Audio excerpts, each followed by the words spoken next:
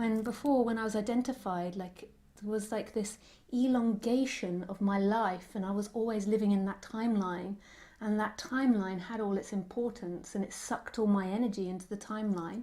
So when there was a problem, I couldn't separate myself from that. Like I was just so involved in my life. My life was everything. Whereas when this shift happens, there is this other connection to something that's always fresh and intimate and alive and never leaves. And this is the way life is meant to be handled. I think this is what's going to shift in humans, because at the moment I think that living constantly in the story of you is killing humans. Literally. Like, I think that the destruction of our environment comes from identification. I think the destruction of ourselves, the abuse of ourselves, the abuse of others, comes from mostly identification. Sometimes you can be abusive when there's not identification, but it's different. It's not coming from hate, but there could be,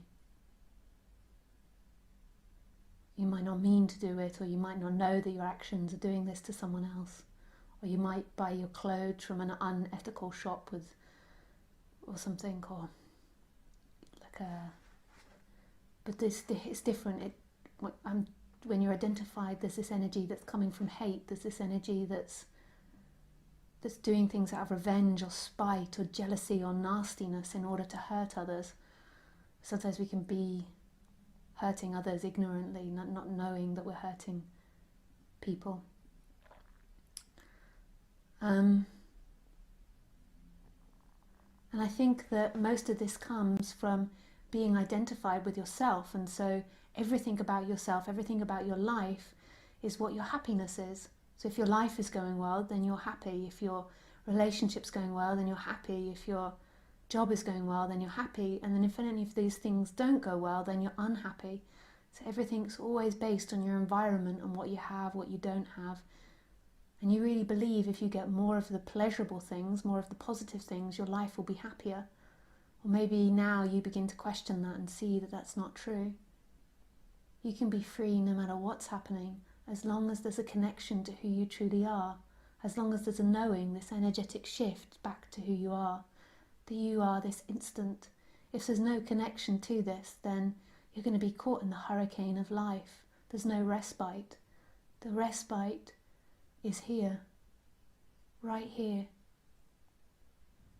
So if you are having difficulties in your life and you think that someone needs to save you, it's not something that someone can give to you.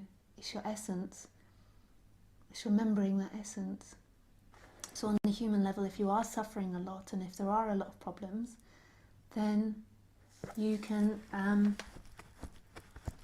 first of all, on the human level, move your attention back into the I am. And that means the sense of being, the sense of alive presence, that you are, this is. And you keep repetitively doing that. But if the emotions are too strong, then put your attention into the emotion and have an exploration of what you're upset about. And keep taking it deeper. So if on the surface you're angry about something, you can investigate that and see, okay, what's underneath the anger? Is it vulnerability? Am I afraid?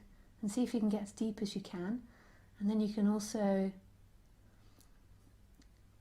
see if there's any past imaginings that come up